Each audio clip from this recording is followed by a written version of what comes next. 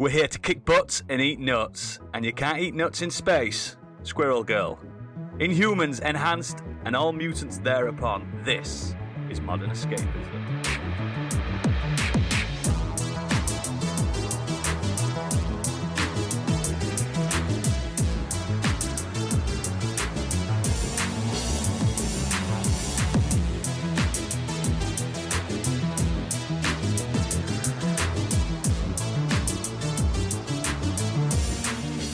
Excelsior, true believers. My name is Oodles, and I am the Omnipotent Watcher.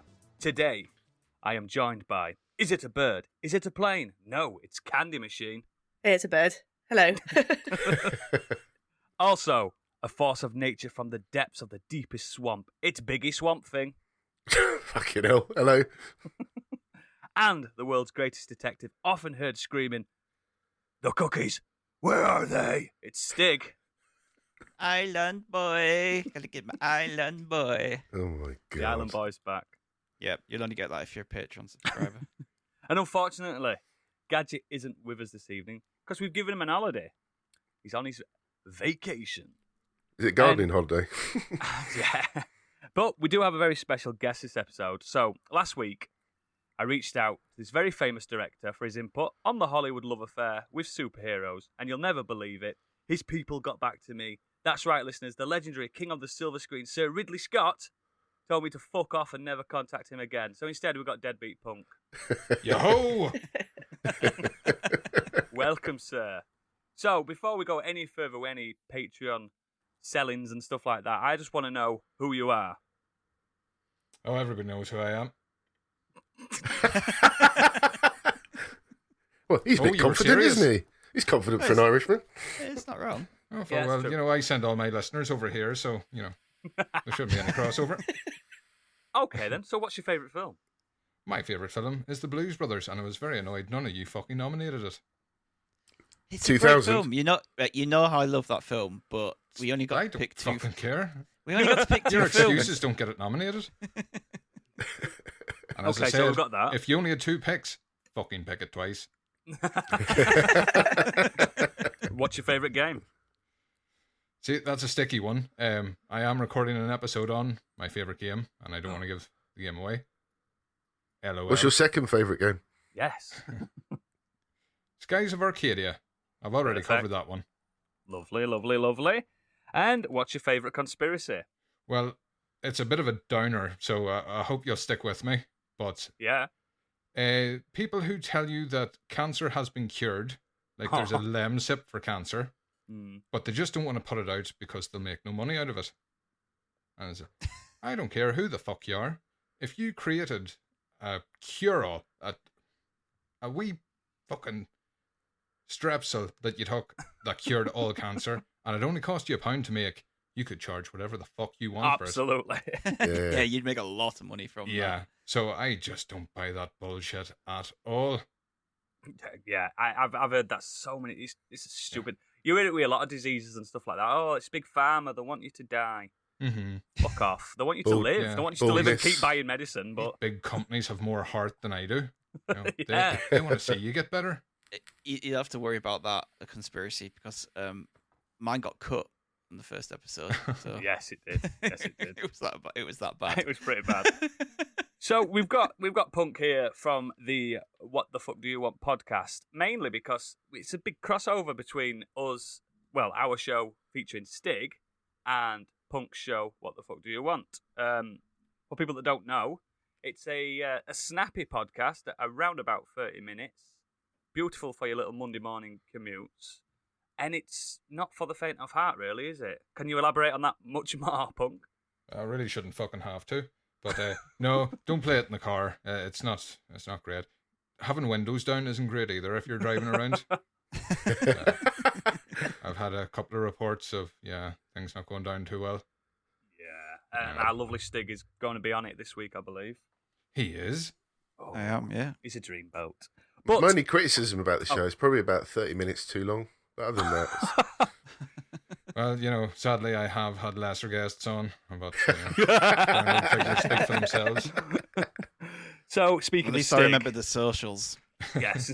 Speaking of Stig, it's time for Stig to do his thing that he does, where he sells this shit to everybody else. Give us Yes. your fucking money. We pretty need that. much. We need that as a soundbite. There we go. Fuck it. There we go. Oh, hang on. He's deleted it. No, Gadget's just popped in. He's eavesdropping on us. Oh, is it? Away from his hole. There he is. Can't resist. He couldn't resist, could he? Right, Punk, thanks for coming. Off you go, mate. Yeah, there you go. Cheers to that.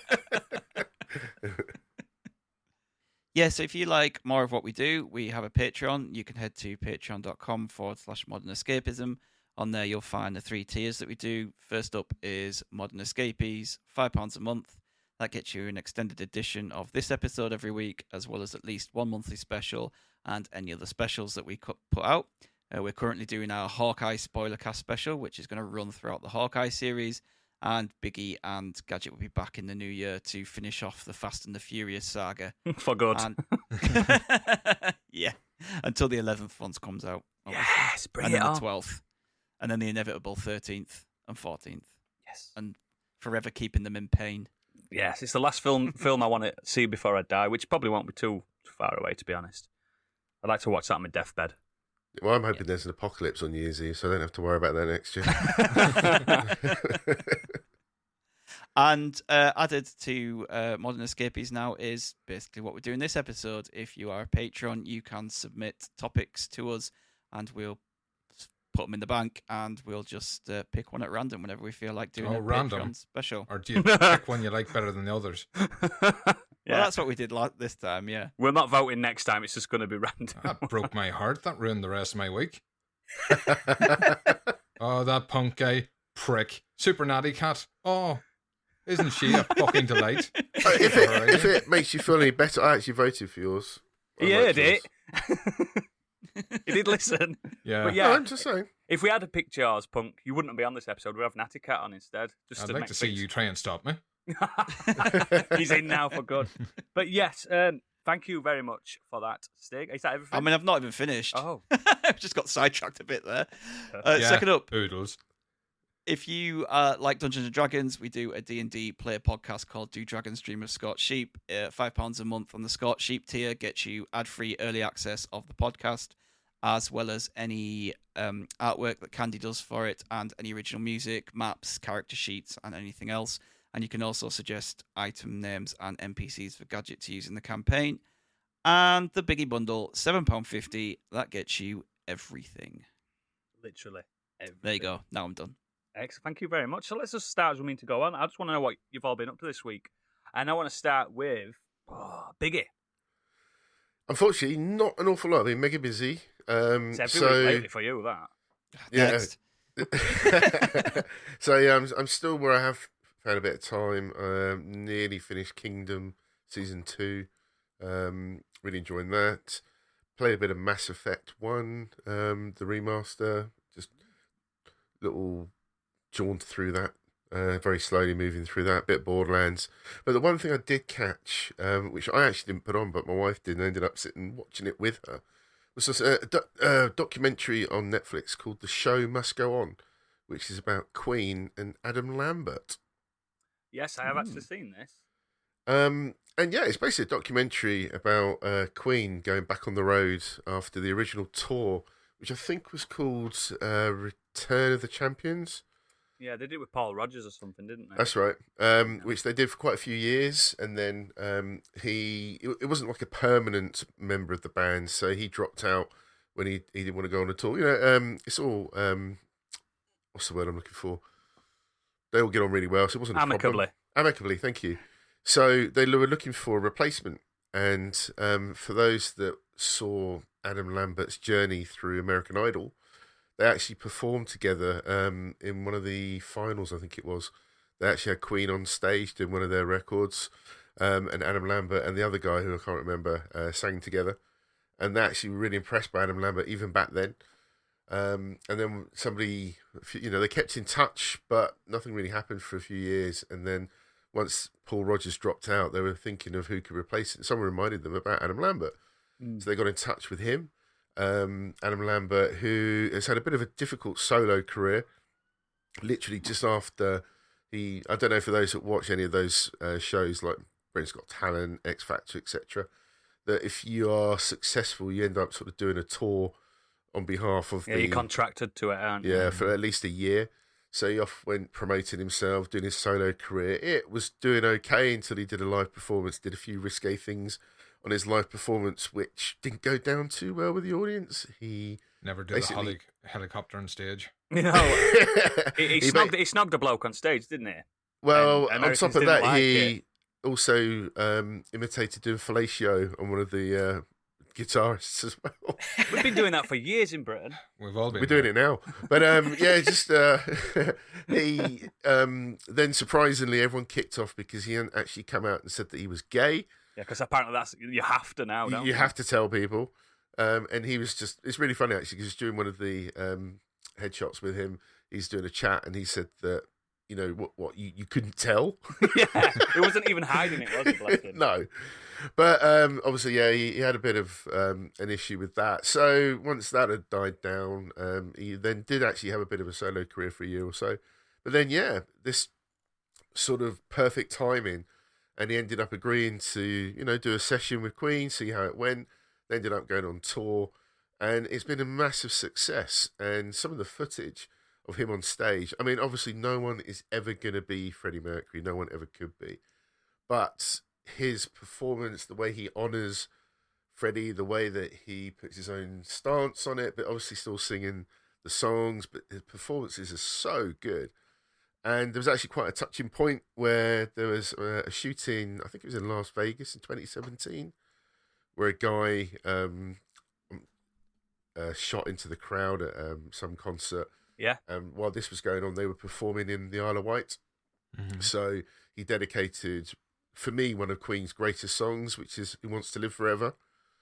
And when he did that performance, it literally is just incredible. They show a lot of that performance on the documentary, and even Brian May and Roger Taylor were looking at this guy like, fucking hell, this is incredible. This is better than when Freddie sang it. And they were just saying it's incredible. And yeah, his performance, he is quite camp and over the top, which is kind of mimicking what Freddie does, and you've got that really nice sort of campness on stage. And it's great. It's just really nice. I've never minded Queen. I quite like their music. But yeah, just seeing that just made me think I'd actually want to see that show. And if they do tour, then I recommend people should go and check it out because it looks like fantastic. I'm sure tickets will be cheap. Yeah, but they literally went everywhere. They've been to Europe, America, Asia. Managed to perform in China as well, which is quite unusual. But yeah, it's the documentary is nothing special. It's interesting to watch, but I just thought the story was quite fascinating and really impressed. And I quite liked Adam Lambert after that. I didn't know much about him beforehand, but I had a bit more of a respect for him as an artist. Yeah, and that was it for me. Yeah, I think he's got a good set of pipes on him. But yeah, thank you very much. I just I don't know what it is. I always would have loved to have seen Queen. I was a little bit obviously too young by the time when Freddie died, but I just feel like it was a tribute act at this point. Yeah, you know what I mean? I know it'd still be like 3 members of the original band. But... Yeah, well, 2 members. Because John Deacon that's right, left, didn't he? Oh, yeah, John Deacon. Exactly, 2 members as well. And they could have Weekend at Burned him for a few years, couldn't they? Yeah, I just don't we think have holograms now. We don't need to do that. Yeah. Tupac's been touring for years. They did do a hologram, actually. Yeah, they have done that, yeah. They did do that with Queen, with Freddie. I mean, I was lucky to see they Live could have Aid. got Tupac on with Queen. Yeah, that would be incredible. Biggie definitely would have went. Yeah. Well, I was probably lucky saw to Queen. see He was probably there at Live Aid at 21 years I old. saw it live on TV. I wish I was there. But, How old were you? About 21? Shut up. But yeah, just Freddie Mercury's incredible, man. Just what an incredible artist. Must be a difficult role to do. It's a fine line between tribute and rip-off. Yeah, absolutely. Yeah, So absolutely. And easy to I get think that Adam wrong. Lambert does it. I generally think he has, and I don't know if there's an actual footage, like a. They still DVD of the tour actual as show, Queen but- featuring Adam Lambert, though, don't Yes, they? yes. A full member of the band. And they never will be. I mean, they did No. mention briefly that they may record some original material, but then I think they tend to They always never say those will. sort of things. Yeah, but it's definitely people can come in and out of that band. I think it's literally, like you say, the remaining members of Queen and whoever performs with them. Yeah. Excellent, thank you. So, if you can survive, Candy, what have you been up to this week? Well, I'm hanging in there. I've been I'm watching a hanging bit in of. there. You look like you're about to pass out a minute You ago. have been a very animated little square there. No, it's because I keep reaching for my drink and everything. I also find it's, and I know that you're muting the Zoom call, so we can't hear any of your things, but it's still in the edit. It's I not know. gonna be I'm so there. sorry. It's going to be disgusting. I might just leave it in. Leave it That's in. the Easter egg, just all kinds of Yeah, sick literally noises. just- yeah, Just leave it in back for to the back. patrons version, so we'll not cut that bit out. I'm sorry. It's going to be really horrible. But yeah, I've been watching a bit of anime this week. So Wee. yeah, I have been Pervert. full on weebing. One of my customers asked me to do a Tokyo Ghoul tattoo on them. So I thought I'd do a little bit of Tokyo Ghoul. research. Yeah, so it's Tokyo Ghoul's an anime based on the manga by Sui Ishida. Same names. Nailed comic. Yep. The story follows Kaneki, a college student from Tokyo, and now in this version of Tokyo, ghouls roam the streets. They're like human-looking monsters that need to eat human flesh to survive. So essentially, like kind of Yorkshire. like exactly like Yorkshire. So See one right now. Yorkshire vampires. Each ghoul has their own unique kagane, which is it's kind of like an organ that comes from within their body, and it kind of serves as a weapon essentially. It's cooler than it sounds. It's super I know, but cool. you know where I'm my not doing mind it straight justice goes at all. Yeah, here's my organ. Yeah, I'm not talking about a big old wagger coming out and hitting people. It'd be powerful. Although that would be good. Meaty truncheon. I've seen stranger animes as well, weirdly. I fucking have. So following his first date with a girl that he fancies, Kaneki agrees to walk her home because she's frightened of the sort of recent increase of ghoul attacks, and it turns out to be a trap. She's actually a ghoul herself, and she's lured him away to attack him. And by a freak accident, some like construction equipment lands on the pair of them, killing the female ghoul and requiring Kaneki to have immediate organ transplants. Not knowing that the hospital was a ghoul, and I'm sure this is not allowed in real life, but the hospital just straight up transplanted her organs into Kaneki. So it's kind of like I'm a sure half there's ghoul. waivers you've got to sign. You would think, wouldn't you? But maybe not in this version of Tokyo. So yeah, he's like a half human, half ghoul, and there's a few subplots. But the first season, essentially, it's the first season I've watched. I've just moved on to the second season. But the first season focuses on Kaneki dealing with being a ghoul and having to eat people to survive. So yeah, I've been a little bit hit and miss on anime recently. I think because so much is so easily available at the moment, it's easy to kind of slip into the shitter side of animes. Oh, there's some whereas... fucking trash out there, trust me. Like Cowboy Bebop. Whoa! Whoa. That's another story for another day, my friend. JoJo's Bizarre Adventure. JoJo's Bizarre Adventure is incredible. Shut up. Do you know what? I watched It's one got a called good No theme. Game, No Life, and it That's was got the a good worst theme. thing I've ever seen. Oh, It come was- on. Just No. enjoy it. Oh, no.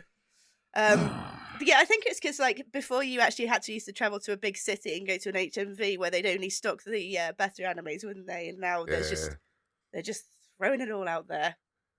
You could only get like Ninja Scroll and Dragon Ball back in the day. I used to find it Oh really no, difficult you could to get some find dodgy Dragon Ball. ones. Yeah. Overfiend. Legend of the Overfiend, like Yeah. you said. I got one called Perfect Blue. Holy shit! Yeah. If you That's haven't really seen I've good, that, seen isn't it? Yeah. It's a hard watch. It's on my list. No, there's a guy that used to live in our village, and he was like 13, 14. His parents were just buying him these 18 rated mangas. Because it was And like I say, cartoons. he had all 4 Yurosaka dojus, and if you know what happens Yeah. in them, speaking of penis monsters, Jeez. Yeah. Woo. his parents clearly had no idea. I wonder what but he's yeah. like now. Oh, he's fine. He's in a safe place. Tokyo Ghoul, it was a pleasant surprise, really, compared to some of the ones we just mentioned. They're nice bite-sized episodes, about 20 minutes, so I've just been watching them in the morning before I go to work and then before I go to bed, which has been about 7 o'clock in the evenings this week. The art style's cool. It's standard anime art, but you've probably seen like there's quite a distinctive like picture of the main character's face where it's like a half mask with the one black eye. That's super cool. Mhm. I do think you'll probably recognise a few of the standard anime character stereotypes, but it's fine. You're always going to get that in anime. I think it hasn't really I don't think anime's been pushing any particular boundaries as much as manga has in the last 5 or 10 years. Yeah, manga, the books, they've started to broached some really good topics, but anime, no. It hasn't quite caught up yet. Not yeah. yet. But yeah, I had planned on doing a lot more this week. They were actually showing The Matrix in 4K at my local cinema. I was going to go this weekend, but Oh, that sounds I thought I good. wouldn't share my gems with people. Very kind and considerate of you there. That was the only decent Matrix sequels, that anime one. The Animatrix. Mm, It depends which, because they were like loads of short stories, weren't it? yeah. Excellent. That's it. Is that all That's you've my done this week? Yep, afraid so. Stig? Speaking of Cowboy Bebop, I've been watching that this last couple of weeks. Which Cowboy Bebop? The original, the cartoon Good. version, because I wanted to watch that before trying the live action. So it's just been my stick on when I've got 20 minutes, half an hour spare kind of thing. Or when I'm eating dinner and the kids are watching some shite on YouTube, I'll stick that on. Island boys. Daddy's going to watch his cartoons. Yeah. Yeah. Girls, let Daddy watch his cartoons. Be quiet. We want to Pretty watch the much. news. Current affairs. They watch some terrible stuff on that. Anyway, yeah, so I've watched a couple of films this week. Actually had quite a jam-packed week again, especially on the old films Lit. front. First one I want to talk about is Spencer, directed by Pablo Larraín and starring Kristen Stewart. This is the new Diana film. Mm. Oh, yeah. So this covers a critical weekend in the early 90s when Princess Diana decided her marriage to Prince Charles wasn't working and that she needed to veer from a path that put her in line to one day be queen. It's very good in a sense that her performance and the score kind of take you through the film. Not a lot happens. It is just kind of them away for the weekend and she's just feeling the pressure of being in part of the royal family. Like, it's just weighing depth, like, further and further on her. So when she gets there, there's all these, like, traditions and stuff they have to do. And she's just like, why do we have to keep doing these traditions? They're really stupid and outdated. And it starts to play out like a horror film. So, like, Being chased by the Queen. honestly, there's Charlie's here. Oh, no, that's awful. Oh, God. Andrew turns up. His ears twitching. Oi. Oh, just imagine the Queen just smashing down the bathroom door with an axe. Hello, dear. Oh. Corgi's chasing No, him. there is a scene though at a dinner table where she's just feeling like the score is just building and building. So the score is by Johnny Greenwood, and he's using a lot of piano and violins in this, and it starts out kind of slow and just like a nice piece of music.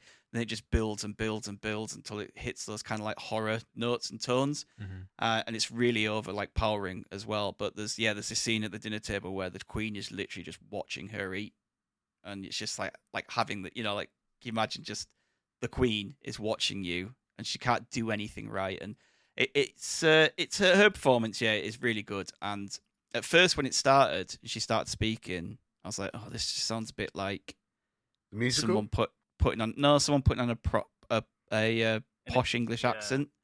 So I paused it for a second and went and looked at a quick Diana interview just to see. What's your posh? No, but Kristen Stewart absolutely nails everything. The voice, the mannerisms, the looks, the way she moves. She's absolutely nailed Diana. And that's why she kind of carries this through. Not like that. I thought the one in The Crown was really good. I can't think of her name, but I thought she was really good. the really young girl, yeah. She were good. Yeah, but I mean, I know this film's not going to be for everyone. I just kind of wanted to watch it. There was a bit of buzz about her performance. I wasn't really interested originally when they said it was coming out or anything, but yeah, it was very good. Cool.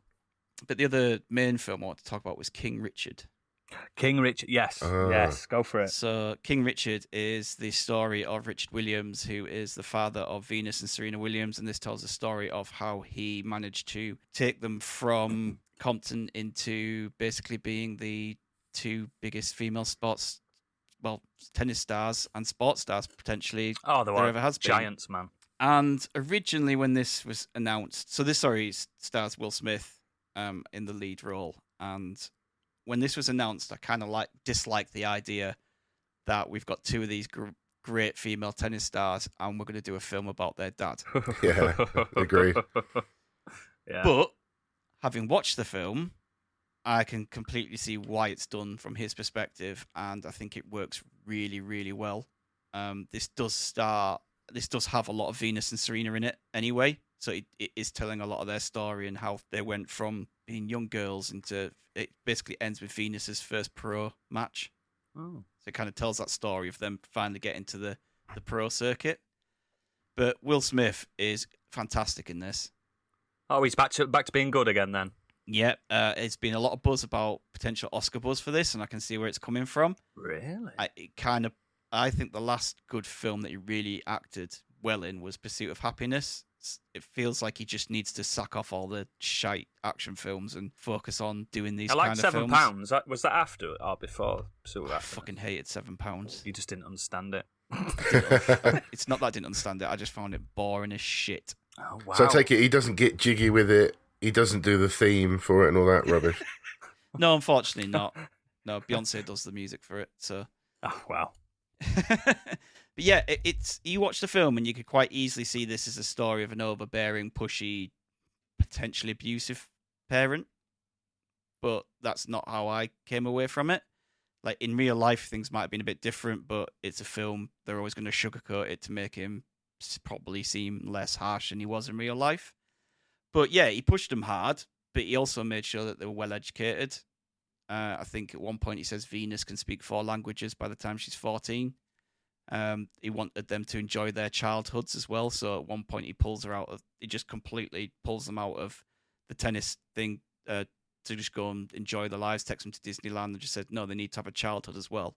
Wow. So he was very determined to make sure that they're the greatest. And he truly believes they're the greatest as well. He says from the start, like, no one is better than these. These will be the greatest female stars of all time. And right at the beginning, he's going around trying to get sponsorship and training from all these coaches. And they just see this black man with two girls from the rough side of LA. And it's just like, they're not interested. You know what I mean? Tennis is a white man's game. It's a expensive, posh sport. And they're not interested. And he's just like, well, it's your loss. Like, from the start, he's knows that they're going to be like the best there is. It went wrong, worry. No, and he's right. And they've played each other as well, haven't they? I mean, God, imagine yeah. that. Yeah. I think I was listening to a story in another podcast about them actually recently, and Serena's first pro match, she had to face Venus. Yeah. And knocked her out. But they've played together in doubles as well, so they've got the most double titles ever. And obviously, we all know Serena's got the most Grand Slam titles. So, yeah, he wasn't wrong. Whatever he did, whether he might have pushed him a bit too hard, whether people thought that he was maybe being abusive in that sense. I wish I were pushed more as a youth. Yeah, it's paid off, and they obviously hold no... That would have been easier. They obviously hold no ill will against him. He's still their coach, has been throughout their life. So even when they've got to adults, they've obviously respected him and his techniques. But in terms of the film, the family dynamic is really well. It's all really well acted, both him and his wife. The actress, and I don't know her name, sorry, but she's really good in it. John Bernthal comes in as one of the coaches about halfway through. He's really good, sporting a nice mustache. Mm. So yeah, it's all well portrayed, and it's you're watching the story of the 2 greatest women of ever in the tennis game, and I think that telling it from his perspective was a good idea because he did a lot behind the scenes that just showing a film about them probably wouldn't have, paid it justice about actually how they got there and how they did things. I thought it was important as well that they didn't stray away from his bad past. That gets mentioned about how he kind of ditched his other family and stuff like that. So he's not painted in just perfect light. He actually does have a bit of a shitty past, and that's brought up, which I think was well done. The tennis matches are really well done in it as well, so much so that it feels like you're watching tennis at times. You actually get a little bit interested and invested in it, even though you kind of know where the outcome in it. But yeah, really great film. I really enjoyed it. Went into my top 10 of the year. Wow. So I definitely feel like there's going to be some Oscar buzz on this. Oh, I mean, cool. both those films are, because they're both Oscar bait films. Has Will Smith won an Oscar? Completely. No, he got nominated. Yeah, for Wild Wild West. Yeah. Oh, I think he might have got a Razzie for that one. He might get one then. He might get his first. That'd be nice to see. Yeah. I could see it, to be honest. Yeah. Yeah. Excellent. Thank you. Punk, what have you been up to? I have been watching a little show called Mr. Inbetween, if anybody's seen it. I have seen clips of it. Mm-hmm. Well, I wanted to talk about it because, thankfully, I don't do a weekly roundup, so I can pluck something from the past. Yeah. I don't have to be current. But I found out what should be the last season, the third and final, came out during the summer, and I had missed it completely. Oh. And the whole collection is on Disney Plus now, whereas it was only on Pirate Bay beforehand.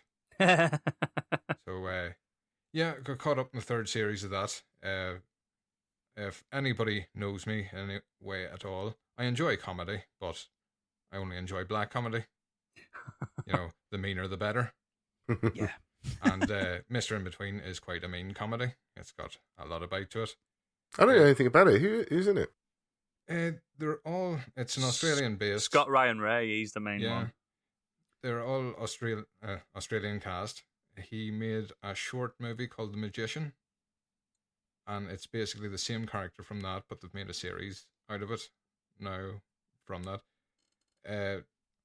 I went in completely blind. You know when you watch a comedy and you're not sure how rooted in reality it is? And it takes a couple of episodes to get a feel. This kind of plays on that. So you're not sure. There's some slapstick moments with some harrowing scenes, and you're just sitting there scratching your head going, was that supposed to be funny? Or is something wrong? So, yeah, the main character's called Ray Shoesmith. He's a bouncer at a club, but he also dabbles in a bit of assassination part-time. So, As you do. that old cliche. Like your time on the boats there, Biggie. Yes. Oh, he took care of problems, okay? There's no shame in that.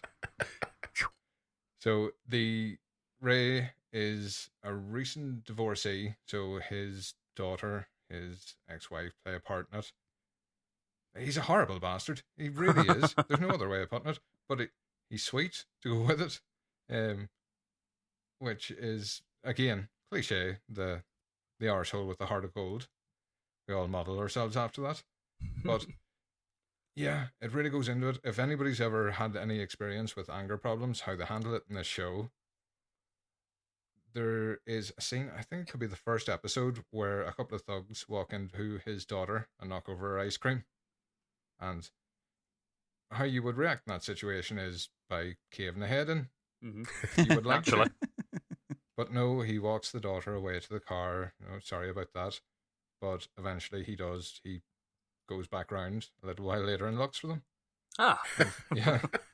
His anger, it costs him a lot during the show. He knows better. He's an intelligent guy. He knows he shouldn't do it. But when the blood's up, what can you do? Is he angrier than Adam Sandler in all his films? He's more genuine than Adam Sandler. Perfect. And he is one of those people. I used to do a bit of bouncing back in the day when I was fit for it. If you ever get into a situation with somebody and they smile at you, it's yeah. Oh. Because they want it, don't they? They want it. Yeah. They really do. They know what's happening. So, it's not to trip. I'm just literally having a quick look at the trailer, like where you talk, just to see, because you go on IMDb and the first image is him holding an ice cream cone. Yeah. They start behind it. And yet, It in the builds the trailer, he character. literally smiles at somebody and then just pushes them over like a balcony or down off some stairs. Yep. So, yeah. So that's the sort of guy he is. Yep. It's such an interesting show. Again, I couldn't get a handle on it for the first few episodes, but once you're in that far, you're in it. Like, you could binge the first series in a sitting. You get that involved. Probably wouldn't be healthy, but you know, it is what it is. Yeah. There's a lot of stuff I won't mention, because if anybody has watched, they'll be saying, oh, that Irish cunt he hasn't mentioned Brittany, his brother Bruce, there's Freddie, there's Gary, all great characters, and to give away any of it, it would be spoiling the experience. No, that's fair enough. If you do like your comedy with a bit of bite, it's really worth checking out. And as I said, it's all on Disney Plus now, so no VPN required. Yes, everyone's got Disney Plus. There's no deniers. That's where all the cool stuff is. It is. It really is. Only 30 minutes as well each episode. Oh, you've sold me. Oh, yeah. Yeah. I mean, I came across the British Office when that first aired by accident. I was channel surfing and didn't know what to watch, and literally came into probably like just after the credits had started, gone into that, And it just took me a moment to work out, is this a fucking documentary or is this a mockumentary? And it's just when you catch something like that, you just have to give it a moment before it sinks in. You're like, mate, I did that with Brass Eye. I did that with Brass Eye on the paedophile episode. That was difficult. I'm like, what's happening? Oh no. Using pigeon calls. Yeah. Excellent. Is that all you've done this? Well, you've probably done more this week. But no, of course I've done more. As I give Oodles a little warning because this bit is a bit paid promotion, and I thought you'd be freaking out. No, just do it. Biggie, you're a man for emulation. Yeah. Yeah. It's not as good as the hardware, original hardware, normally. So I treated myself. I was trying to get my Game Boy Advance with a backlit screen. Because if anybody's ever played the original console, it doesn't have a backlit screen, and it's probably the reason I need glasses now. So I've tried to get a backlit screen on it, which I could do. Not brilliant. I then tried to add a rechargeable battery because fuck double A's. That didn't go well either. It just turns out, I'm too drunk to do these sort of things. So I went to a website called retro6.co.uk, and they fitted me with a new Game Boy Advance. It's my original one. But yes, rechargeable battery. We'll get the clicky finger. So, but nice. The best bit of it is, fuck, that is bright. Yeah, it for is listeners. Bright. For listeners, I'm getting a tan, and I never get a tan. So yeah, you send in your original model because the SP does all the backlit screen and everything, but it's just not fun to hold. No, it's not. Oh no, the SP's awful, and the micro the micro that they did that. Oh, that's awful to hold. Yeah, I had an SP. So because with a recent episode I did in Pokemon, I got the itch to play Pokemon Red again. Oh, and so good. Sent it off, got it done, got it sent back. I've been loving life. Got myself a Poliwhirl. Things are finally looking up for Punk. What more do you need? Oh, so much. But the funny thing about it is, if you go to retro6.co.uk and at the checkout, if you use the code Deadbeatpunk in all capitals, you'll get fuck all. Yes! You'll get dirty looks. I just want people to try that. Oh, please. I wish someone did it and paused it just as you said it. Oh. We have to find this deadbeat punk guy. Excellent. Not getting the urge to fuck the Pokemon like your guests on that week, are you, though? I think they only wanted to fuck one. As a Ditto was getting a lot of attention. Everybody was talking about Ben, him and his Misty and Shorts material. Creepy Welsh bastard. Yeah. I mean, Dittos are like malleable, aren't they? So I get it. Well, yeah, they have that kind of false sex toy appeal, Yeah. but they can shapeshift anything you want to. It'll use your imagination. Oh, don't. You can literally go fuck yourself. Oh. Right, let me just compose myself after that image. Oof. Right, so this week I have been playing computer games, which is it's rare for me, that. All of them. All of them. I've completed all the games. No, I've Game Pass. I've gone back to 2 games I've already played, to an nth degree, not Dragon Quest. I've been playing them simultaneously one on the PS4, one on the Switch. Monster Hunter Rise and Monster Hunter World. I mainly did it for Rise because, and then I'm going to say it now, I think it's my game of the year. I just, there's something about it on that handheld that just on the Switch, it just works. The battles aren't as long as they are on the Big Daddy game on World. It's just that nice. almost works in its favor. Yeah, it's makes like it a lot more snappy. It's quick. It's pacey. It's I don't know. I think it's only Punk that's played it here, isn't there? If Gadget was here, he'd be like, "Oh yeah!" He loves it as well. You can hear the echo from Scotland. Yeah, it's just for me. It is an exclusive for the. No, it's on the PC as well, isn't it? It's coming to the PC. Yeah. I think Rise is the superior game over World, but World is so beautiful because it's been updated and it's got some graphic mode options now. Mm-hmm. I don't know if it's just the PS5 version, but having it at a complete set 60 frames per second just absolutely changes the game on that, because that game chugged on the PS4. fuck. The loading screens as well really benefited from the SSD. Absolutely. I wish the loading screens were a bit quicker on Rise. Because on the Switch. Yeah, it's the Switch's issue. But they are just absolutely stunning games. I'm not going to talk about it too much because I already have on this. But if you don't know what they are, the Monster Hunter franchise has been going since PlayStation 2. And it's literally, it doesn't bury the lead with its name at all. You hunt monsters. Dinosaurs mainly. Or penis dragons. There's some horrendous looking creatures on that. You hunt them and you use their bits and bobs to fashion armor and weapons, and that is loot. Or bigger penises. Yeah, but the loot Penis is gun. Satisfying. It's got the thing that this action. Let's cock it. It's got what I like in action RPGs, where it's got multiple builds that you can have. It's got loads of weapons that you get straight away. You don't have to unlock them, and you pick what kind of style you want. And for the first time and I've played every game in the series, for the first time I've gone for ranged. I've gone for the heavy bow gun, which is basically like a machine gun. And it's a completely different game. And it's just so much fucking fun. Both of them. I'm basically playing the same character on both games, which I know I'm insane. We all know that. But I don't know, there's something nice about it. It's freezing outside. It's a terrible time to be alive because Christmas is coming. And yeah, this is just making me feel good. Just hunting monsters.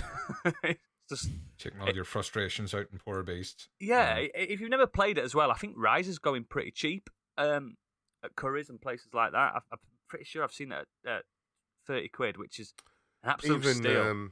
Monster World is always in the sales these days yeah, as well. yeah. I mean, I think World's the more accessible one, in a way. I think it tutorializes the game a lot easier for people that have never played it before. It was kind of a soft reboot anyway. So yeah, pick up the cheaper one. It's probably pence on Steam. I have no idea. But yeah, there's just really good games. Just you can get into the story, but I've played them both twice and I still don't know the story. Something's happening and you've got to stop it happening. Basically. By hunting monsters. Yeah, by hunting monsters. And yeah, it's just so good. I could go into more depth, but I'm not going to waste your time. But yeah, Monster Hunter Rise and Monster Hunter World, they are absolute bangers. Just please play it. I definitely do think Rise is my game of the year. I think it's just flawless. And as you all know, I'm a big Switch fan, and anything I can play while I'm on the toilet, it's a win, isn't it? So that's what we've been doing this week. Right then, let's just get on with this. This could be a long, long topic, this one. What are we doing this week, Biggie? Our main topic this week has been suggested by one of our patrons. It's SuperNattyCat, as voted by us. She sent in, the topic I'd love for you to cover is, if you could be the hero or villain in any film, book, TV show, game for one day, who would you choose and why? And not just, he can fly, or because he's mint. No cop-out bullshit. Rules are, you have to accept all the powers, attributes, and environments the character is in. Unless, of course, you want to be the character so you can change their story path for the better or worse if you're an evil bastard. And it's for one day only.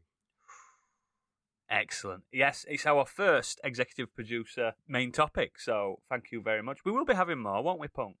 We'd fucking better. But yeah, I'm really... Can I just ask a quick question on this? Yeah. Are we meant to be transferring our consciousness into the body of this hero or villain? That's how I assumed. Yeah, okay, that's fine. That's how I assumed it as well. It wasn't that we all of a sudden we were... You look like you, but you've got their powers. Yeah. I assumed we were them. Right. I mean, it doesn't really matter either way. We can still have fun with it. This is not school, Stig. Right. So let's just crack on. I'm absolutely keen to hear what Candy has got for her pick. Well, I thought, why be good when you can be bad? I knew this.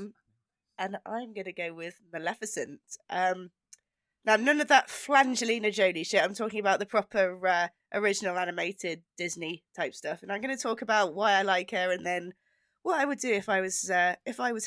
I just love that everything in Sleeping Beauty was came down to the fact that she got the hump about not being invited to a party. Like, I can feel like that's something that I can vibe with. We've all been there. I get the hump easily, so I'm already sort of halfway there. So firstly, like, this is her first good power that I'm into. She never opens doors. No, doors fly open before her. So surrounded by lightning, green flames, and that might be annoying over time, but I only have to be her for a day. So you better believe doors will be flying left, right, and centre. Even when I'm just going to the toilet, doors will be banging open. I don't know if you're aware, but if you like going to Tesco and stuff, the doors open for you as well. Not with lightning and green flames. Boof! I'm in Tesco's. Her best pal's a crow. Yes. Again, another winner.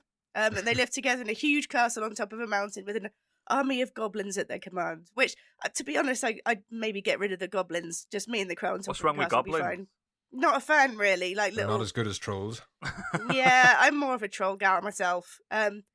She's got absolutely no time for sycophantic good fairies or simpering subjects or the over-the-top happy kingdom. And as I said before, she just threw an absolute wobbler that she wasn't invited to the baby's party, even though she hates everyone, I'll add. And she probably doesn't even like babies, does she?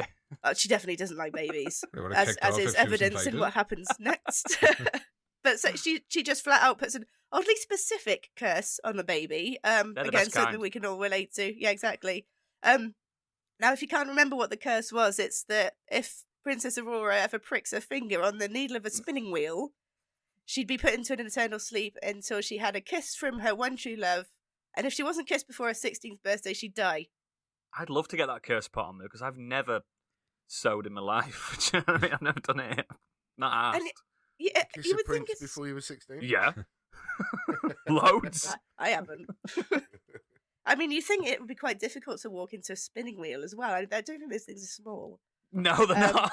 You have to sit down on them for fuck's sake. Oh, I probably would, actually. That's something that I would do. Oh no, I've accidentally tripped over, then sat down. Right If I in front of the recall, wheel. in the film, wasn't there just a room full of them?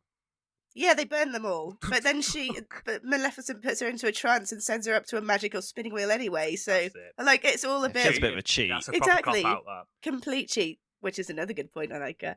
She has a kick-ass gown and headdress. I'd rock the old dragon horns.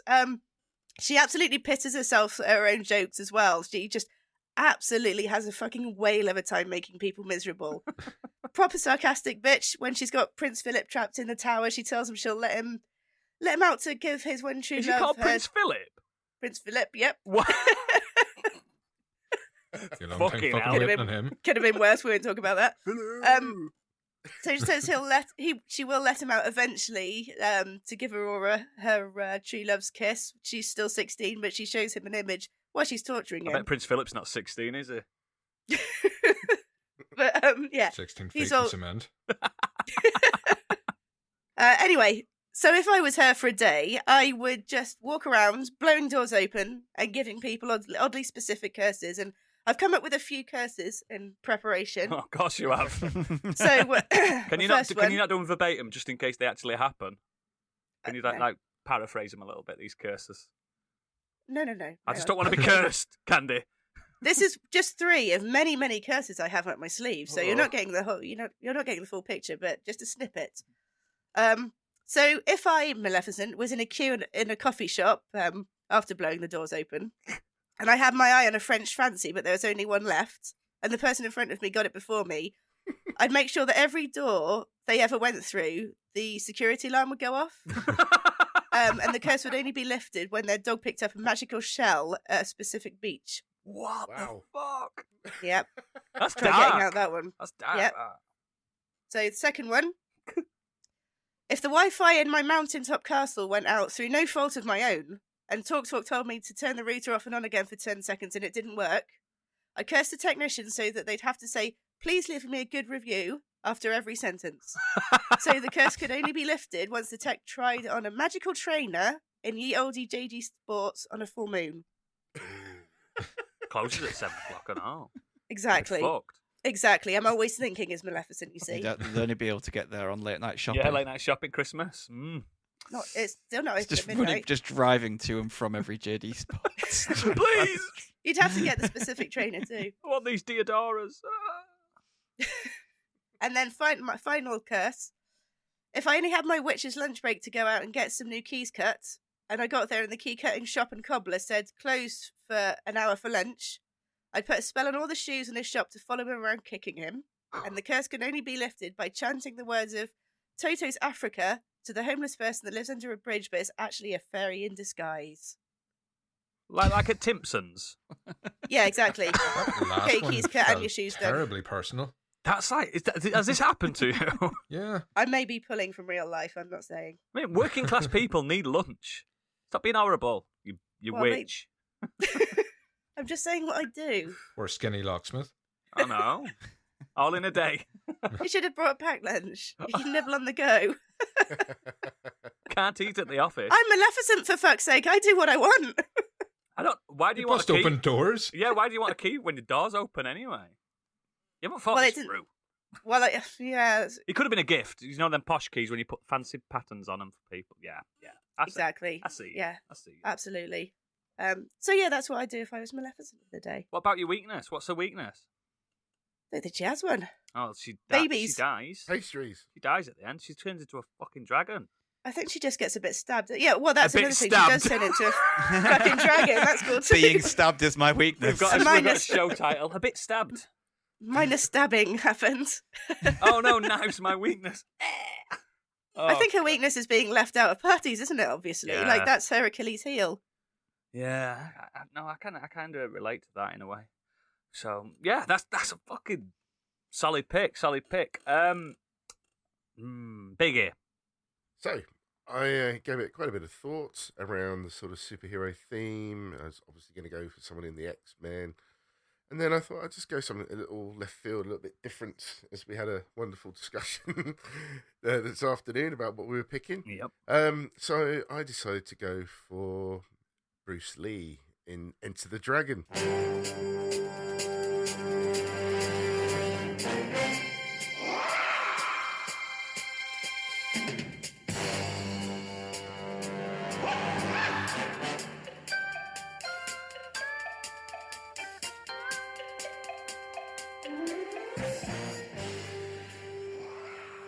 Known superhero Bruce Lee.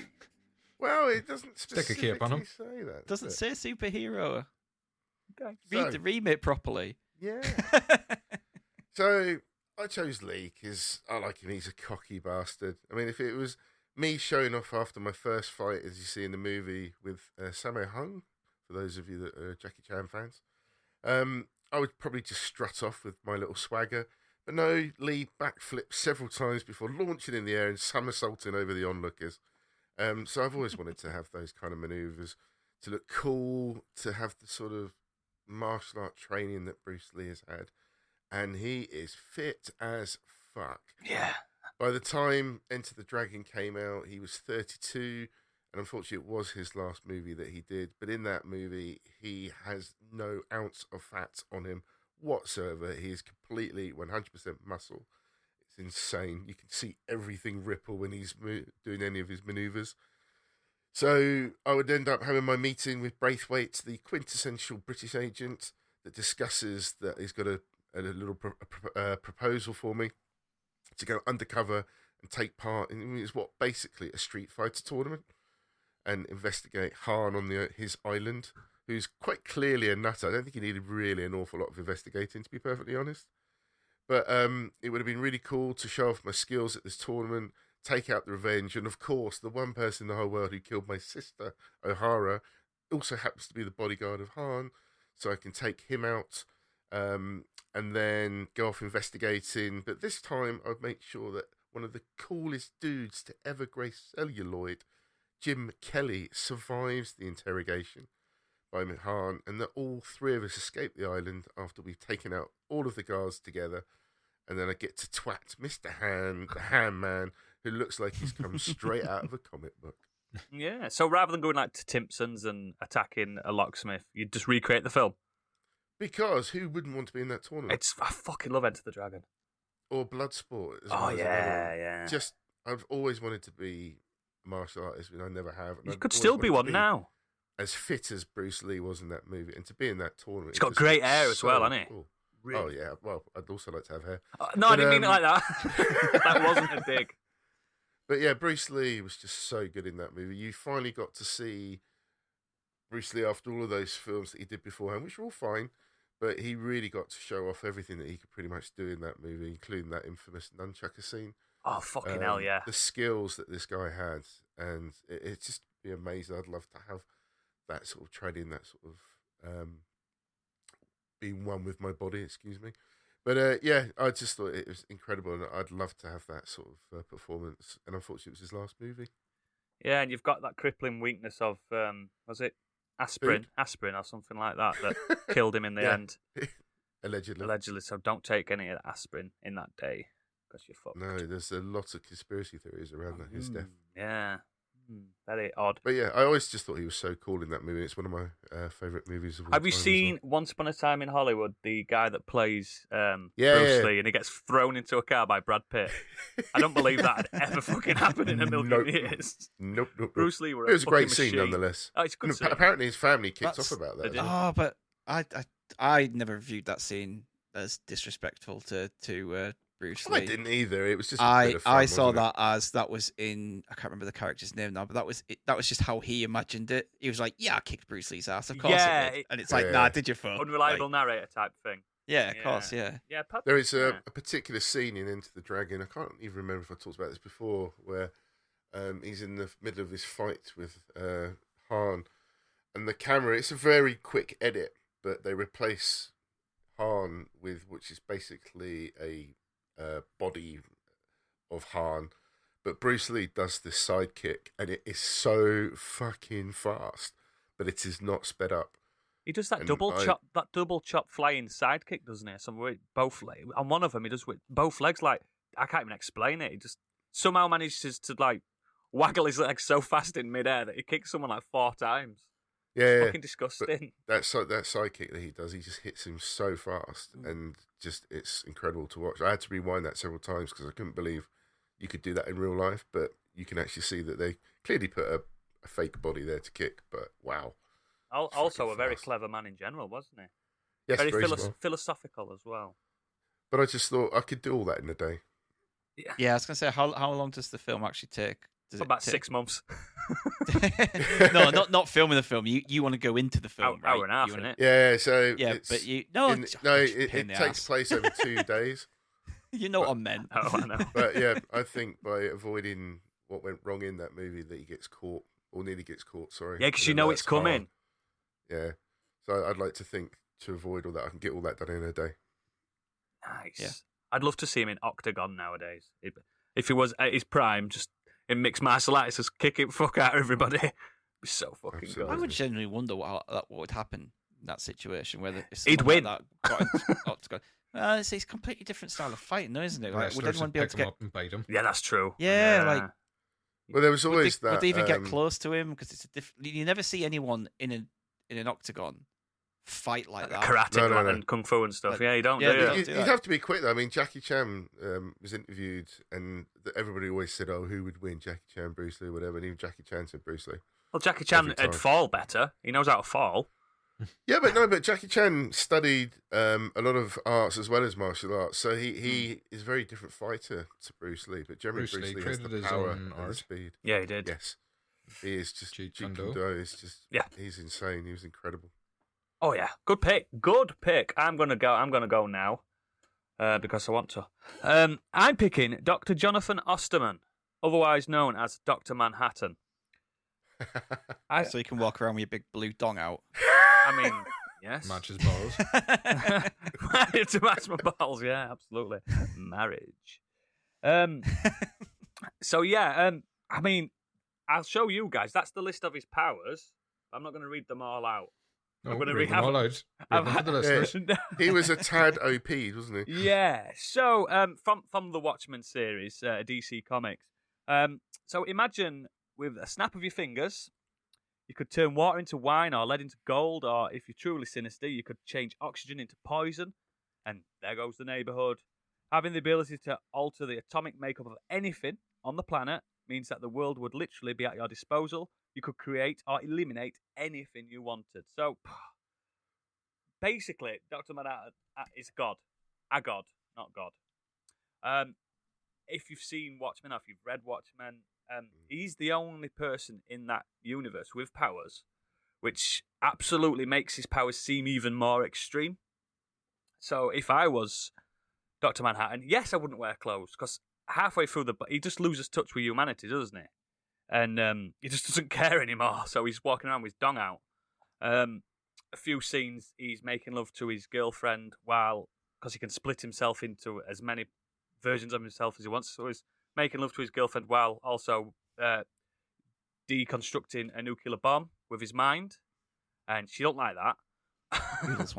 Oodles wants to fuck himself. Well, no, Again. I don't want to fuck myself. Yeah, Again. split yourself into two. Split yourself into Split two. yourself into- Bloodles. I love you, Bloodles. I just Bloodles. So you can play Dragon's Quest 11 while playing another game. I could deconstruct. I couldn't do that in a day, mate. It takes more than 24 hours, even after how many times I've played it. I just like the fact that he never tested his capabilities. I mean, he has got weaknesses. You can destroy him on a molecular level. I think Ozymandias completely eviscerated him in the book. He did come back though, didn't he? Mhm. But it didn't last. But you can stop him, but you can't truly kill him. But what I like about it. My favorite thing and what I'd do is very similar to what he did. He just can't be asked with anyone.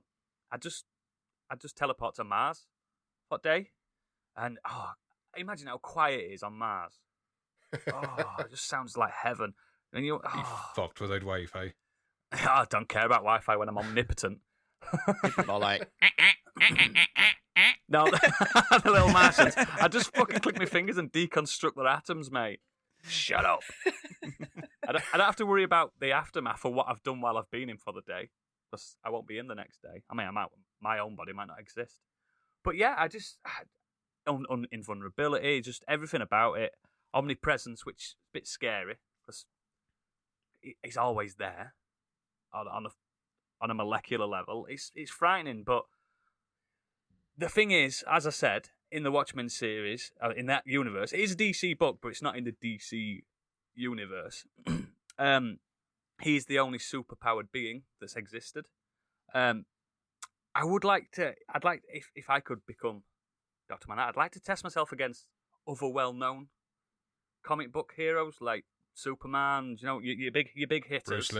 Bruce Lee, Maleficent, Dr. Pontefract. Yeah. I'd look. I don't think they've, and I know comics. I don't think they've ever brought him in to something else. But there are beings, especially in Marvel. You've got galactic beings that could probably just dismantle the solar system. I don't think Dr. Manhattan can do that. So I'd like to see him. What I'd like to do is I'd like to bout these fucking Galactus and stuff like that, and see what I can get away with. That's Like a galactic Super Smash So Brothers. if you- yeah. if you could go to Mars like that, could you go to as Dr. Manhattan? Could you go to the edge of the universe? Could you go to other No. planets and other solar systems? No, he has got a limit to where he That's a can shame go. because that would be a really cool thing to do for the day. Be able to just bounce around the universe and actually see what's out there. I can't remember which Watchmen volume it was, but in one of them, someone asked him, "Well, could you walk on the surface of the sun?" And he just looks like, "Don't be stupid. There's no surface of the sun." Do you know what I mean? But really, he's in a monologue like, "I can't get that far." Do you know what I mean? You'd have to hop. I suppose you could eventually, couldn't you? But God knows how big the universe is. I don't even understand how time works. Forget space. I've got no idea. I don't know how far things are away. But yeah, Mars is close enough. Funny enough, there's a nice link with that book and the time as well with the watch. Yeah, there is. It's just, I just think it's cool. I like the sheer brass balls on the man. He doesn't see himself Blue as, brass balls. Yeah. He doesn't see himself as a man anymore, and that is his fundamental weakness. It's he just lack of empathy. He doesn't care. And I suppose if you were an omnipresent, omnipotent being, you wouldn't care, would you? They're just fucking rodents to you, aren't they? Everyone else, But yeah, that's that. I think Dr. Manhattan would be a good one. Plus, I've got a massive ego. And why wouldn't I pick the one superhero that's got the most powers? So, yeah. Dr. Manhattan. Yeah. Awesome. Great pick. And a great book. People need to read that. I need to watch that. HBO, was it HBO that did a series recently? Yeah. Oh yeah, Yeah. do you know what? I haven't seen that. I've seen the movie. Watchmen. Watchmen. Everyone said It's, it's really it's the good. sequel to Watchmen, Biggie. You need to watch it. I enjoyed it up until the end. I thought they did Dr. Manhattan dirty. Shh. Not spoiling. It's not a spoiler. She's pissed off because he didn't have his dong out. Did it? Is that- No, Is there not any dong? No, there's no. I thought there was a bit of dong. There was no dong. Oh, that that's must be why why. But Yeah. it was Billy Crudup that played him in the film, wasn't it? And he had a big dong. Oh yeah, Big blue dong. 3 big dongs at one point. Yeah. I love that bit when he's making love to his girlfriend. I forget her name in it. What's her name? Whatever. The superhero girl. And it's 3-on-1, isn't it? And his hands are everywhere, and he's got like multiple hands, and he's just pleasuring her. Oh. And she gets in a piss about it. Yeah, because he's not concentrating. But yeah, that's... Well, I'd have enjoyed it. Oodle's pretending like he wouldn't do the same. I just got to Mars after I'd. No, one of my consciousnesses will be at Mars, the other wreaking havoc. Orgasms for everyone. When they try and when anyone tries to say anything, I was on Mars. I was on Mars. There's satellite footage to prove it. But yeah, Dr. Manhattan, into it. So, Stig. Well, I struggled with a little bit on this because I thought, could I do what you did as well? Go with someone that's like stupidly overpowered and, have a great time. 24 just hours, with isn't it? powers all day. Yeah, but it's 24 hours. So instead, I went for the ability to have the funnest and most ridiculous 24 hours I could have. Oh, okay. And to do that, I decided that I would choose one of the world's richest men. Yep. You mean it's Trump? Elon Musk. Don't be silly, boys. We're talking heroes here. Jimmy Carr. One of- Got a good No, good I'm accountant. talking Anthony Edward Stark, Mm. known as Tony Stark, aka Iron Man. Because if I had 24 hours and billions of dollars, as well as cool as fuck Iron Man suits, Great beard. I could just have an amazing time. I know maybe SuperNattyCat's going, you can't just pick him because they're cool. It's like, but I'm going to pick him because he's cool. The guy is just, he has way more confidence than I ever have, well, will ever have. His confidence, his swagger, his ability to hold the room, command attention, and just to be the life and soul of a party. And just, I would love to just do that and just spend a shitload of money and just have an absolutely fucking awesome day. A I know big that he's cliffside house on Malibu. Yeah. And I know that his weaknesses are, he obviously has struggled with alcohol addiction before. Yep. But if I'm only having for 24 hours, I feel Suits you as well. that probably suits me for 24 hours. Yeah, I'm quite happy to get into all that for 24 hours. And just fucking around with his technology as well. So just imagine being able to just jump in an Iron Man suit Which one? and fly around. Any of them. Oh, He's got not loads. the first one when he's in Baghdad coming out of the No, cave. not that Clunky, one. isn't it? Ah, that's awful. It's just any Iron Man suit that he's created. Like, I know that he blows most of them up in the MCU. the but nano suit's the best. I'm choosing to believe he's got them. And then he's got the nano suit as well, which can pretty much do anything that That he makes him a wants. god. That. Actually getting Yeah, stuck in pretty the much. 70s one that looks like a bullet. Oh, yes, that's so good. That one. Imagine that. That's the only one left. Yeah, so that nano suit, that he can go to space Yeah, in that. nano suit. Yeah. Yeah, He Well, uses you his can own pretty much in the comics. He uses his own bodily fluids to power it, so you can piss Yes. in the suit. So Oh. yeah, I get in the suit. I'm pissed as fuck. So I'm gonna be pissing anyway. So I'll just Pissed I'll on it, power- man. I like Don't this. drink Yeah, and I'll be- fly. I'll be powering the suit by my own I like the thought piss. of Oodle sitting on Mars trying to get a quiet minute. Yeah, and he turns up. Loaded. Oh no! You! Trying to heat up his kebab with his pulse array. But I'd hear him like 1,000 miles away, like AC/DC coming through the cosmos. No, I'd play better music. Just as you're coming through. Like, oh no, he's here! Oh, Yeah, and not only that, but I'm just going to put a little endgame spoiler in here, so maybe skip Wax a him. minute or so. Okay, Kurt. He's mastered time travel. So if I wanted to, I could stay in this day for as long as I wanted to, or I could go that's back in time fucking and do clever, things. mate. That's clever. You thought about it. Yep.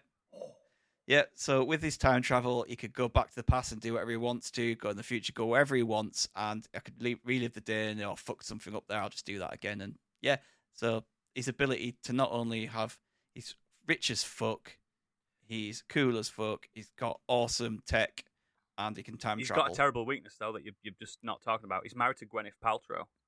He's well in my version, he hasn't got with her yet. So, oh no, he has. Yeah, at this point, if you can do time travel, he's got with her, mate.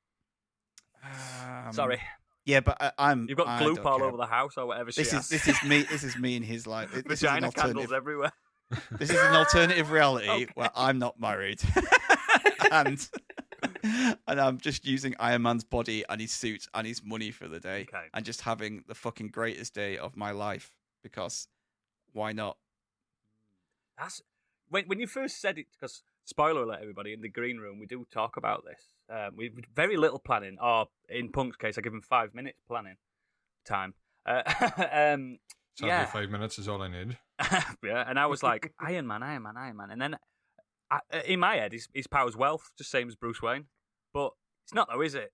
It's not just wealth. It's if ego. Stig was Batman, it would be like Bane when he picked up yeah, Batman to break him over his neck, but he turned him round the other way and hit his sternum instead.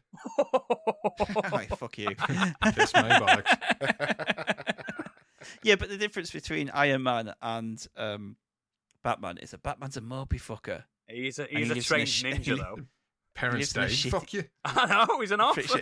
Yeah, but that's the thing. I'd end up like probably transferring into his body and like end up just being moping around all the time about his dead parents. I was like, cheer up, Batman. My parents. Stick on some ska. Have it's a whiskey. Very sad, right? It is very sad that his parents got killed. Oh, it is, yeah. So did Tony Stark's parents. It's a long time ago.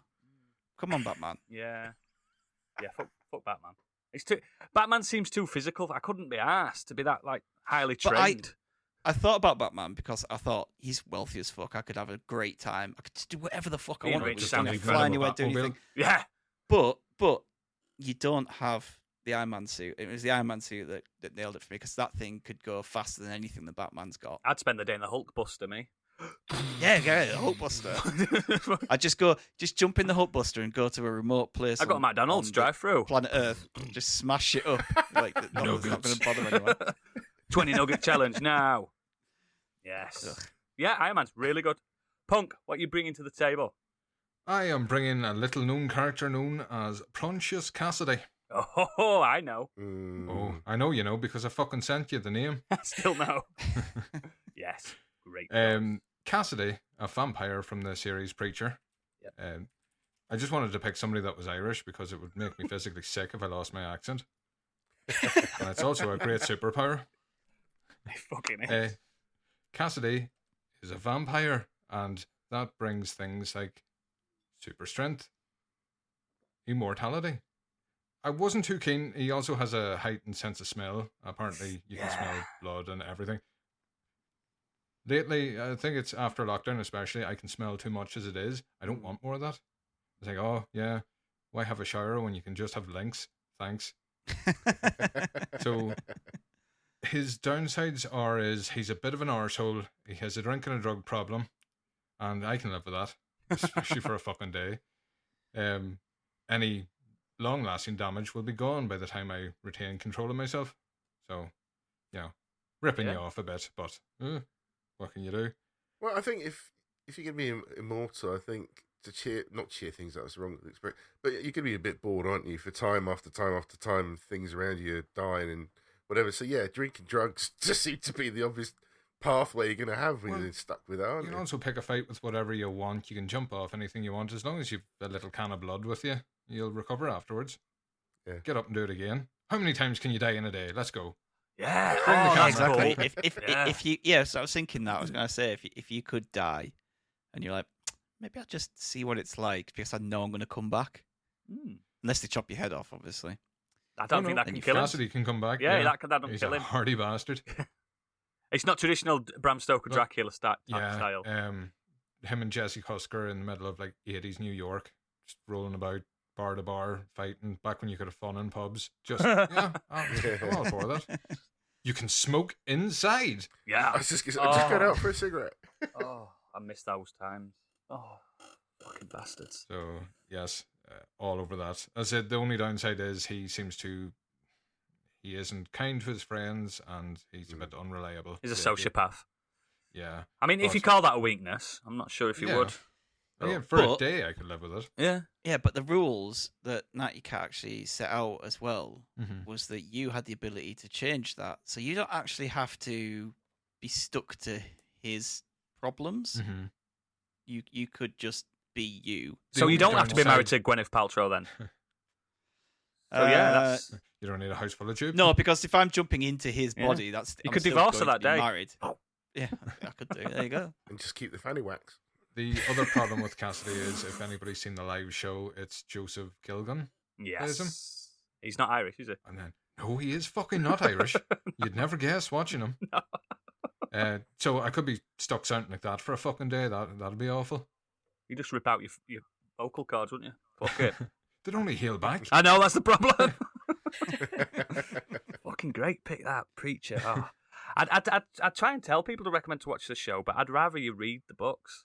Yeah, I agree. Garth Ennis. And he's even more brutal in the show as well, from what I remember. It's that Gilgun guy. He was on everything for a while, wasn't he? And well, he was brilliant. This is England. I mean, that's good. Incredibly powerful role, and he hasn't seemed to have anything to match it. He's very comedy based now. Yeah, he is a funny guy, but he does drama well. We'll get him on the show next week. I'll ask him. Is Preacher the one with the guy who's got a butthole for a mouth? Yes. Arse face. That's really. What can we call this character? Arse face. But there's a reason. If you there read is the a book, reason. You understand it all. And they kind of cover it in the TV show, but I just think the TV show's okay. Although maybe I've tried to modernize it and make him a more likable character in the show. Which is not the detracts point. from the character. No. Yeah. Preacher, yeah. Read Preacher, guys. Read Preachers. Also, it would be lovely to live like that and not end up looking like Shane McGowan. So I think that's. Yeah. I mean, Shane McGowan's got teeth now, hasn't he? Kinda. They're not his, are they? Keys in his mouth. Yeah, they're not his. I'd probably find them at a show. But Christ, yeah. Ooh, what a role model. But yeah, excellent. We'll have more honourable mentions in the Patreon segment, but I want to know. I don't know who's controlling the repulsive sack of feedback, but I want to know what the listeners have brought to the table. Unload it on the table. Unload it on the table. Perfect. Do you want to do it, Biggie? Yeah, you're pretty good at standing in for him. Yeah, I can do. Yeah. No worries. All right. Thanks. Oh, he's fucking furious. He's fuming. No, I did it last time. He's better than me. I can't fucking read for shit. I always end up stumbling. Tony Stark can read. That helps. Yeah, it does. Shut the fuck up. I'll start going on. Whoa. All right. Sorry, Dad. Okay, now. Daddy's angry. So first up is Bobby. And he said, if Oodles is bothered about having willies, then Mr. Fantastic might be a good choice. Ooh. Imagine the helicopter you could pull off with those powers. Amazing. One massive willy windmill. Stand on top of like a mountain somewhere and just let it... Being able to like bungee rope with your own... to the top of the bridge. It's just never been investigated in the books, has it? It has. Really, the fact that has it? Yeah. At what point? Whenever Grant Morrison gets a hold of a character, things like that get investigated. Trust me. And yes, Sue Storm had a great night that evening. I wonder if he could you could get it going so fast that it could be like propel you off like a helicopter. I mean, you're joking, but he's done that. Not with his dick, but with his arms. I love Reed Richards. Don't fucking badmouth him. He's my boy. Yeah, it's more fun to do it with your dick. We're talking about him. We're talking about his penis. Yeah, that's true. Good pick. Just make sure he doesn't come while he's spinning it around. We might get that when we eventually come into the MCU. We might get the copter. Who knows?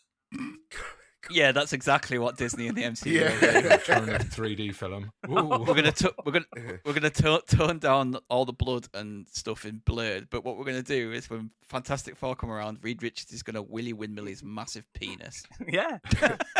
And you can buy the toy. Move aside, Ben. It's a squirty gun. Yeah. Fuck it. He does make himself taller all the time as well, like because I think his normal stature is like 5'7". He's quite a short bloke. Oh, I should have picked him then. So what he That does, should have just been what it. he always does, is make himself that little bit taller all the fucking time. Mm. So I should said, Stig, why do you want to be Reed Richards? So I can be taller than 5'8". the problem with That's it. Richards That's though it. is You're 5'5", aren't you? No. Fuck you. problem with Richards is he gets doing all the stretchy stuff is it's on his metabolism. He gets tired, so you couldn't willycopter for too long because you've got to eat a lot of calories and that to keep your metabolism going or whatever. Not in the Ultimates. No, though, not in if the I Ultimates. No. He's a full-on mutant in the Ultimates, isn't it? So we get like one of those beer hats with protein shakes. Yes, like that's you're what I'm bringing thinking. over. Just We're going for Huel the record injected here. into his Fuel, veins. yeah. One of the Huel sponsorship injected. deal. Yeah, I can't wait for New Fantastic Four. Bring it on. Yeah, with Cockcopter. Fantastic Foreskin. Hey. Moving on. Sergeant Story, he came out with I want to be Nightcrawler and set him up on a villain path. Spend the day robbing banks, jewelry stores, diamond exchange, etc. Pop in, loot wherever, pop out, bring it back to location I can control, then never have to work again. Kurt Wagner has the worst weakness, though. He has to be able to see where he's going. Hey, I've been there. Yeah. I thought that when he said Yeah, that. he can end up through in between a wall and just die. Do you know what I mean? Like just. Oh, you made a good point though. That that's also what I would do as Tony Stark. I would just put a bit in my bank account. Deposit some into See me your rest- PayPal. See me and my family right for the rest of our Cheers, lives. Tony. Yeah. Although if the real Tony Stark then took back over, he could just take that money back. No, I would write a contract as Tony Stark that With his signature. I would do it all by legally. This was before I went on the drug and drunk. What the fuck is that Bengi bundle and why have I bought 2 years worth of it?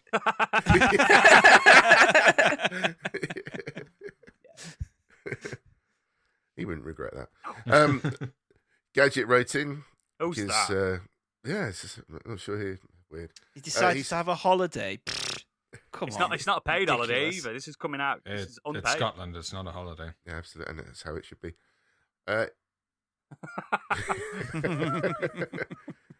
He's written in, I trust everything is going swimmingly in my absence. I'm currently ensconced in the west of Scotland, enjoying peace, quiet, and alcohol. Lots of alcohol. As is tradition, when one of us can't be on the show, my pick for the main subject would be Spider-Man. For me, Spider-Man is the perfect superhero. He's brave, he's smart, he looks fantastic in Lycra, but he's got a strong moral compass and he does nothing but good for the people of New York. But the main reason I want to spend 24 hours in the tights is the web swinging. How much fun does that look? Sure, I have to deal with a wandering symbiote or a jealous former friend who stole his dad's tech, but that's a small price to pay for that exhilarating freedom of movement. Swinging between skyscrapers at 70 miles per hour just looks like the best fun any person could ever want. Looking forward to my return next week and expecting I'll come back to the community house warming party meme. It'd be hilarious if, when he became Spider-Man for 24 hours, it was in Newcastle. Not many tall buildings. He'd just be swinging on Yeah, the bridge, need to wouldn't get he, for somewhere. ages? Woo, look at me on the bridge. Give us a push. To become Spider-Man and then just end up hitting the side of a bus and spend the rest of the day laid up. I'm just wishing that when Gadget did become Spider-Man for 24 hours, it was that 24 hours when Spider-Man actually started turning into a spider. Remember that in the old animated? We became the man spider. I wish it was that 24or hours. Fuck yeah, for having an holiday. Gadget will love that because he has such a Yeah, he can't look at warm himself in the affection mirror. for spiders. Just be afraid of himself in Gadget would be 24 hours. brilliant with that. You could play Dark Souls 1, 2, and 3. And the same. Yeah. Oh. He'd be too afraid of himself to do anything. Catches a glimpse in the monitor. Or you could come back before Uncle Ben was killed. Save Uncle Ben. Or just watch him die again. Yeah. And then Yeah. we'd never have to see him get With killed. great ever power. again. Yeah, I've heard it, Uncle Ben. I've heard it. Fucking shut up. Hurry it up. I've only got a day of this. I've seen 4 of these chuffing origin stories already. I've had enough. I just saw somebody went to a comic convention as Uncle Ben, and then they just dropped dead in front of all the Spider-Mans around the comic centre. Yeah, it's got pictures of all the different That's Spider-Man. incredible. Like, Great idea. But yeah, Spider-Man was in my honourable mentions as well. And a big shout out to Insomniac's game as well, because it bloody hell makes you feel like Spider-Man. Mm-hmm. So good. Then we have Ray writing in, "Hi, Modern Escapism. I would certainly be happy to spend a day as Deadpool. The reason for such a choice is I want Wade Wilson's most powerful power, his carefreeness. Whether the world gets saved or destroyed is never a concern for Deadpool. He only cares about making money with his hired gun job,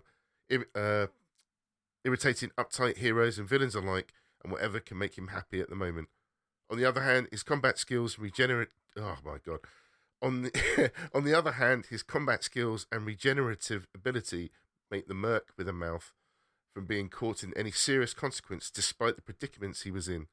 With this combo, Deadpool may not be the most powerful anti-hero, but definitely the one carrying the least on his shoulders. Since I can have superpowers for one single day, I would rather have some fun than take in great responsibility because I have great power. After all, no rule-binding citizen can refuse a brief moment of freewheeling with no repercussion." Just don't take your mask off. Fuck's sake. He is ugly. So many people, if they had like proper powers, they would just be bastards with it. Oh, Well, without a doubt. That's why you should listen to Yeah. Uncle Ben. Telling you. Yeah, like so Gadget saying, "Oh, like Spider-Man is, like He's good and... right, he's righteous and he's good." It's like, you don't have to be. No. You could be a bastard Spider-Man if you want. Just webbing grannies as they're crossing road and stuff like that. just walking past webbing everyone while doing the Tobey Maguire dance. There was recently in one of the Ultimate Spider-Mans, I think about a month ago, where the city actually fined Peter Parker for the excess webbing across the city because it was just making such a mess and it's very difficult to clean. And that's one of my favourite things about it. Like the actual costs of having a superhero in your city, it'd be ridiculous. Like that film Hancock, Will Smith one. Yeah. He's quite a good shot as well, Spider-Man, with his web, isn't he? You could Oh, probably give people wedgies from a distance. Wedges, what are you from the uses fucking the- Beano? When he uses the balled up one, the condensed one, you can just get somebody in the nuts from halfway Yeah, across. that's the one. And he's got the rapid Well, fire. wedgies, because you have to be up close to do that, but to do it from a distance would be quite cool. Wedges, mate. I'm going to give you a wedgie when I see you, then you know what I'm talking Well, about. you're going to get a surprise. 'Cause I don't wear underpants. Bring underwear, stick them on him, wedgie him, Great, I'm going to get stink palm after all that. So, wipe his mouth. Angry Kurt comes in. My choice here would be a tough one between Iron Man and Captain America. I love the idea of having access to all of Iron Man's tech, but in the end, I went with Captain America. Super strength, great fighting style, and an indestructible shield, which he uses to great effect in fights, is all great. But what swung it for me was his moral compass, which always seems to be on point.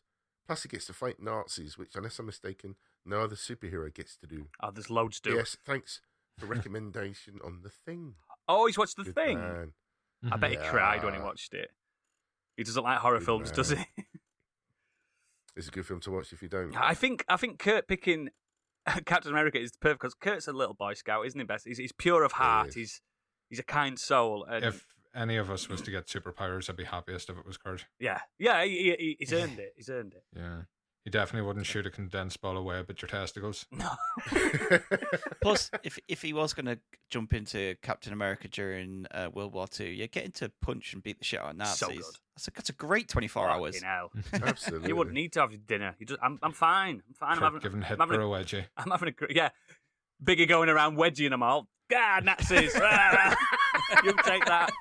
Fucking Himmler. You naughty people. Yeah. But hope he doesn't get any super jokes come with it, though. Oh, Captain America. Oh, he's been on fire. Do you see he changed his name on Twitter? Yes, Yeah. it's terrible. Brilliant. Kurt, go for it. You're doing the Lord's work. He is. The Prince of And Satire. that's it. That's everything in the bag. Excellent. Absolutely lovely. Lovely, lovely, lovely. So, Emptied like Spidey's fluid. oh, wow. Yeah. So, I think it's time to jump ship to the socials. Yeah, social time. You can visit our website, modernescapism.co.uk. On there you can find a link to all of our socials, contact details, and our merch store. If you have any comments or feedback, you can fill out a form on the website, tweet us or email us on modernescapismpod@gmail.com. What are you laughing at? She sounds almost cockney with her accent. You do. I know, I apparently do. All right, but I'm Candy. That's how I sound when I've got the colds. Oh, We also have a Discord server if you'd like to join our community of listeners for a chat about the podcast and many other aspects of pop culture and escapism. If you enjoy Twitch and want to keep us company while fumbling our way through some games, you can find us on twitch.tv/modernescapism. And we're hoping to be back to our regular schedule soon. In fact, I think we're going to maybe do a watch along to the Game Awards, which will be tonight if you're listening to the regular pod. We've already told you about our Patreon, so if you're feeling generous and want to give us a bit of extra support so we can continue to bring you new content, please consider subscribing on patreon.com/modernescapism. We really do appreciate any contributions, and if you want to support us in a non-financial way, leaving us a 5-star review wherever you can really make a... If you want to support us in a non-financial way, leaving us a 5-star review wherever you can really does make a massive difference too. Next week, we're doing rose-tinted glasses. So, did you ever look back fondly at any media think, maybe I'll crack it out again? And it just is not as good as you remembered. It should have stayed in the past. Yeah, for example, Earthworm Jim is not a good game, guys. It's No. not a good game. Wasn't the first time round. People loved I it. did. People fucking loved it. The people were wrong. Yes. So yeah, that's going to be a great episode. Nice and cathartic for us all. But yes, for the people that are tight and don't want to pay us any money, we're gonna end the show for you. But I want to thank for the non-patrons. I want to thank Punk for joining us and taking the Gadget box on Zoom. There, thank you very much. Oh, you're more than welcome. Thank you, DBP. You've been wonderful. So before we go, Punk, where can people find you? Oh, well, just you sit there and watch while I plug myself for your pleasure. That's what I want. Actually, Cock is out. oh, helicopter punk. So I invested in 2 URLs thanks to our own Stig alert me to its presence. The first one is ucons.co.uk and the other one is the slightly friendlier wtfdyw.co.uk. They'll both bring you to my Buzzsprout page. You can find all the socials and everywhere it's hosted through that. Was that snappy enough for you? That's perfect. Are you happy? It's perfect. Yeah. Brilliant, wasn't it? Well done, Punk. Great man. Yeah. Thank you. I'll get fucked. Now no, I don't want to say that. Say it I back don't to want to him. say that to him. Oh, dude. He says it What the to fuck us. do you we can say it want? back Such to a pleasure. Try it. Try it. Now get fucked. Oh, Oh. fuck. Helicopter. If you me ever away. get bored of 2 things, if you ever get bored of saying, what the fuck do you want? And get fucked, just stop recording. You've gone on too long. You know I can't end a show as well. I don't know how to do it. Well, if you want to borrow it, I'll tell everybody you ripped me off. You'd love that. You'd fucking love I that. would, yeah. But thank you. And if you want, Punk, you can join us round the back live. Oh, definitely.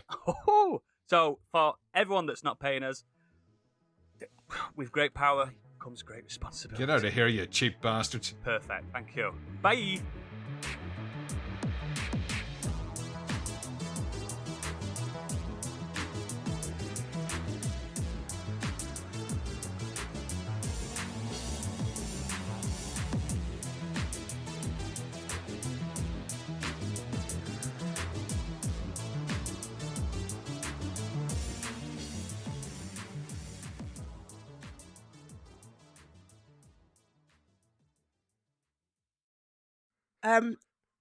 If it's all right with everyone, I'm gonna go. You can go. You can absolutely go. Thanks. I'm so sorry. I'm snotty. I'm sorry, Stig. It's gonna be awful. That's fine. It's I do apologise. The Thanks, empathy. Ray Winston.